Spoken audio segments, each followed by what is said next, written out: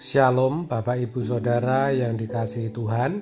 Seri pengajaran hari ini berjudul Jiwa yang Haus akan Allah.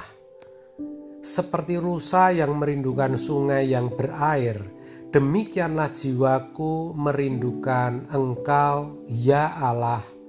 Jiwaku haus kepada Allah yang hidup. Bilakah aku boleh datang melihat Allah? Mazmur 42 ayat 2-3. Ayat ini menyatakan kehausan jiwa pemazmur akan Allah, sehingga ia menggambarkannya seperti rusa yang merindukan air. Bagi rusa, air bukan hanya penghilang dahaga, tapi air merupakan kebutuhan hidup. Rusa tidak akan bisa hidup tanpa air. Itu artinya pemazmur sangat membutuhkan Allah, sehingga berkata, jiwaku haus akan Allah. Bilakah aku boleh datang melihat Allah? Perkataan ini tentu juga menyadarkan kita bahwa kita sebenarnya juga tidak bisa hidup tanpa Allah. Dan faktanya memang demikian. Sebab hidup kita ini sudah rusak oleh karena dosa. Dosa telah membuat kita tidak memiliki jiwa yang haus akan Allah. Sebaliknya, dosa yang kita lakukan justru menciptakan kehausan yang salah dalam diri kita, sehingga kita jadi biasa menikmati kemarahan. Buktinya kalau tiap hari tidak marah nggak bisa. Ada orang yang seperti itu. Kita jadi haus harta. Pikiran kita hanya tertuju kepada uang. Maunya uang kita selalu bertambah. Tidak salah sih, tetapi jangan itu jadi kehausan. Ada yang kalau nggak minum manis nggak bisa.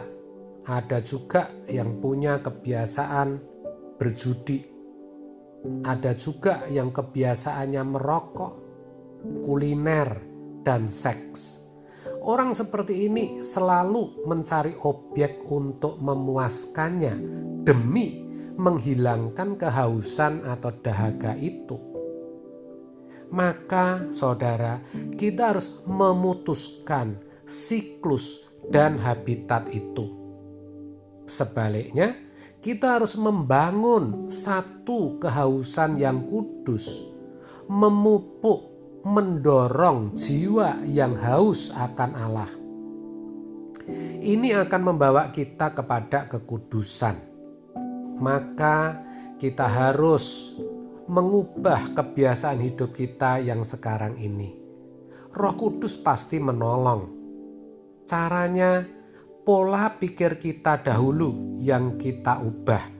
Seperti dituliskan dalam Roma 12 ayat 2. Berubahlah oleh pembaharuan budimu. Saudara, kita harus meremukkan, merobohkan tembok-tembok di dalam pikiran kita agar terjadi perubahan pola pikir. Ini sungguh tidak mudah. Kita harus rendah hati, jangan sombong. Kalau kita sombong, selera jiwa kita yang salah itu tidak akan pernah bisa berubah. Nah, salah satu cara yang bisa kita lakukan adalah melalui doa pagi, di mana kita bisa belajar merasakan hadirat Tuhan. Sebab kalau kita bisa ada di hadirat Allah, di hadapan Allah, kita tidak mungkin bisa bicara kotor, bisa buat gosip, suka berjudi, melakukan perbuatan-perbuatan dosa. Gak mungkin bisa. Dengan demikian, suasana surga sudah bisa kita alami sejak di bumi ini. Terkait hal ini, Tuhan Yesus mengajarkan juga dalam kalimat doanya, "Datanglah kerajaanmu." Itu berarti kitalah yang harus menghadirkan suasana kerajaan surga, di mana Allah yang menyediakan suasana surga itu. Kita yang membuka hati kita untuk itu, untuk mengalami suasana surga. Kalau kita tidak membuka hati, sebab hati kita masih diselimuti kabut dosa atau kabut duniawi, maka atmosfer atau suasana kerajaan Allah tidak mungkin bisa hadir. Ingat itu, saudara. Hidup ini tragis. Di dunia ini, walaupun kita kaya, punya pasangan hidup, punya anak yang sempurna, coba renungkan seberapa bahagianya.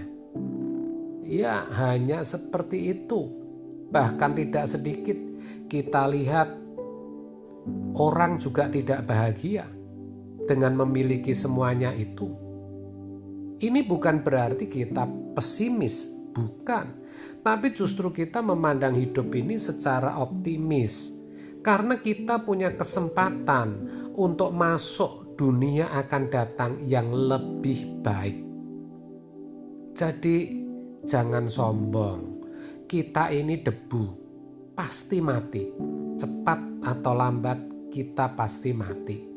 Apa yang dapat dibanggakan? Enggak ada, saudara. Usia akan membuat kita layu. Dari debu kita diambil dan kita akan kembali kepada debu. Belum lagi kalau sebelum masuk ke dalam debu, mungkin kita harus sakit, masuk ruang ICU. Ini lebih tragis. Dengan berkata demikian, bukan berarti kita tidak bisa menikmati hidup. Bisa, sangat bisa. Sebab selama kita bersama Tuhan, apapun pasti jadi nikmat, indah, dan bisa dinikmati. Apalagi kalau bersama Tuhan, kita pun tidak akan dipermalukan, saudara. Karena Allah yang kita sembah itu hidup. Untuk itulah kita harus membangun jiwa yang haus akan Dia. Kita harus merasa membutuhkan Dia. Kita harus mengambil keputusan untuk menaruh percaya kepadanya, kepada Allah yang hidup itu. Lalu membuktikan percaya kita dengan hidup yang bersih sebersih-bersihnya. Tidak melukai siapapun, mencintai orang-orang yang harus kita cintai, karena kita tahu dalam hidup ini kita selalu berurusan dengan Sang Khalik. Kita juga tahu bahwa upah yang akan kita terima tak ternilai. Maka mari arahkan jiwa kita agar kita memiliki kehausan akan Allah. Nyatakan itu melalui sikap perbuatan kita. Ketika dimusuhi orang, dijahati orang, jangan membalas. Kita diam, dan diam. Yang penting kita menyenangkan hati Allah. Kita punya kesempatan korupsi, tetapi kita tidak korupsi. Kita punya kesempatan membalas dendam, tetapi kita tidak membalas dendam. Juga ketika kita mencegah mulut kita untuk mengucapkan kata yang tidak patut walaupun marah, itu semua akan menyenangkan hati Tuhan. Sebab kita merobek kodrat dosa di dalam diri kita.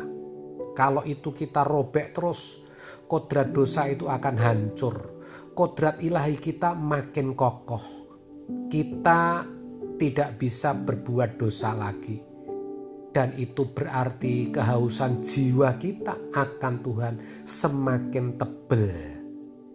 Memang itu tidak mudah, tapi dengan tekad kuat Roh Kudus menolong kita.